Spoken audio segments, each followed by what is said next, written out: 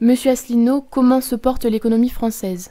Eh bien alors, en ce 31 mai 2018, on a appris, plus exactement c'était hier, 30 mai 2018, que patatras, les, les, les prévisions de taux de croissance pour l'économie française, d'un seul coup, s'effondrent et que c'est un refroidissement, disent les médias, beaucoup plus important que prévu. Alors, je voudrais revenir, c'est un petit peu sur l'histoire antérieure.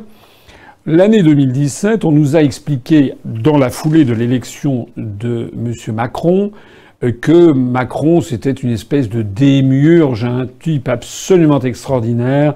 Voilà, c'était le monde nouveau, il laissait derrière lui le monde ancien, et qu'on allait voir ce qu'on allait voir. Il allait, par sa prestance, son dynamisme, etc., il allait relancer l'économie française, le dynamisme des Français, comme si, en fait, on voulait faire croire que c'était les Français qui étaient des fainéants, qui étaient là, qui se tournaient les pouces, comme si des phénomènes extrêmement fondamentaux, comme le taux de change externe de l'euro, qui est beaucoup trop cher pour la compétitivité de l'économie française, comme si les articles qui organisent la totale liberté des circulations de mouvements de capitaux, donc qui organisent les délocalisations, comme si la concurrence des travailleurs détachés venus des pays de l'Est, comme si tout ça n'était pour rien dans l'évolution générale de l'économie française, et notamment dans la baisse constante du niveau de vie des classes populaires, et également dans la montée à peu près constante du chômage, et dans une croissance qui est en fait mauvaise depuis maintenant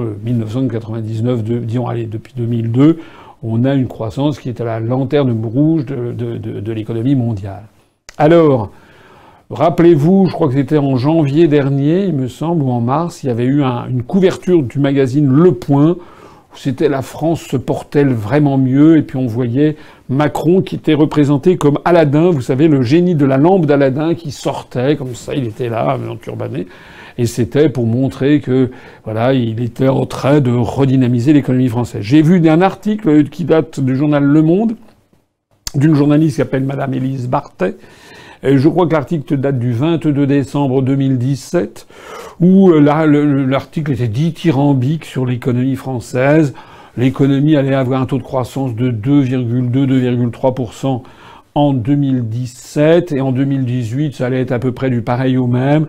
Et il y avait, je me rappelle cette formule, elle disait qu'il y avait un climat des affaires extatique. Extatique. Le climat des affaires, c'était l'extase. Les chefs d'entreprise français étaient en extase devant Macron, devant ce prodige économique. Alors maintenant, on commence à déchanter. Pourquoi est-ce qu'on commence à déchanter? D'abord parce que c'est un fait avéré. À l'INSEE, qui calcule le taux de croissance, très souvent, même si l'INSEE proteste toujours d'être indépendant des pouvoirs publics, ce qui théoriquement est vrai, mais de temps en temps, on peut se demander s'il n'y a pas un petit coup de pouce politique qui est porté ici ou là de façon conjoncturelle. Il est en tout cas assez fréquent que l'INSEE publie, par exemple, pour un mois, le mois 1, publie des statistiques sur les mois antérieurs, tout en précisant que ces statistiques doivent encore être affinées. Et puis le mois numéro 2, elle dit en fait, on va affiner les statistiques qu'on avait publiées le mois dernier, et très souvent, pas toujours, mais très très souvent, le taux de croissance qui avait été annoncé d'un seul coup est un petit peu plus faible. Et puis le mois numéro 3, c'est encore plus faible, donc au total, on a parfois des résultats qui n'ont plus rien à voir avec ce qui avait été annoncé. Pour le taux de croissance de l'année 2017, on nous avait dit 2,3, 2,2, puis plus on avance en 2018, plus on recalcule l'année 2017, et maintenant, je crois qu'on est tombé à 1,9, ce qui n'est pas, c'est pas le désastre absolu, mais il n'y a vraiment pas de quoi se féliciter. Je voudrais rappeler d'ailleurs à ce propos qu'un fort taux de croissance, une économie qui se porte vraiment très bien, c'est au-delà de 3,5, 4%. À Singapour, qui est un pays plus développé que la France, le taux de croissance actuel est en moyenne de l'ordre de 6, 7, 8%. Je ne parle même pas des pointes qu'a connues la République populaire de Chine il y a quelques années, qui allaient jusqu'à 11 ou 12% de taux de croissance par an. Ça, c'était exceptionnel. Mais disons qu'on peut parler vraiment on peut vraiment parler d'un climat des affaires extatique, pour reprendre l'expression du journal Le Monde, ou d'une croissance phénoménale, si on a du 3 ou du 4%, au minimum. J'ai déjà eu l'occasion de le rappeler, en 1972, sous Pompidou, avant la guerre de 1973, la guerre du Kippour, et avant le choc pétrolier qui s'en est suivi, dans les années 71-72, la France a connu des taux de croissance de cette nature, même supérieurs. De mémoire, le taux de croissance pour 1972 était de 5,2 ou 5,6% de croissance annuelle. C'était tout à fait prodigieux. C'est la raison pour laquelle, quand on nous annonce des taux de croissance de l'ordre de 1,8 à 1,9%, c'est mieux que si on nous dit 0,3, bien entendu, mais ça reste des taux de croissance qui sont faibles et qui sont inférieurs sensiblement à la moyenne planétaire, à la moyenne mondiale qui est au-dessus. Et puis patatras. Ce qu'on a appris donc hier, hier 30 mai, c'est que le taux de croissance pour le premier trimestre de l'année 2018 a été recalculé par l'INSEE à la baisse par rapport aux anticipations des précédentes. Celle où on disait Macron, c'est un type extraordinaire, ben maintenant on n'est plus qu'à 0,2% pour le trimestre, pour le premier trimestre 2018. Alors 0,2% par un trimestre, une règle de 3, et comme il y a 4 trimestres, ben 4 fois 0,2, ça fait 0,8. Alors il y a des acquis de croissance, il y a des tas de trucs comme ça que l'on nous explique, mais pour l'instant, si le 0,2 se confirme, et paraît-il que les mois suivants ne devraient pas être mieux, on risque d'être en dessous de 1%. C'est-à-dire que l'effet Macron, c'est complètement esclafoiré. L'effet Macron, c'est rien. Du vent.